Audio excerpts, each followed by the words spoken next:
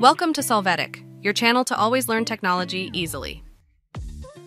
Below in the description, you will find useful links we used in this video.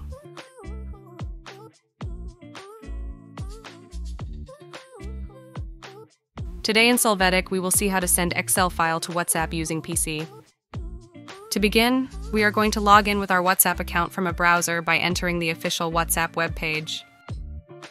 When accessing, select the user to whom you will send the Excel file.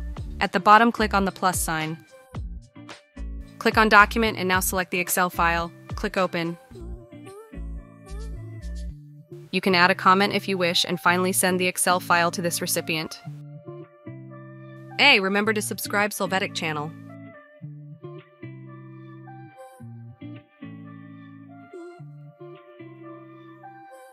We hope it has been helpful for you.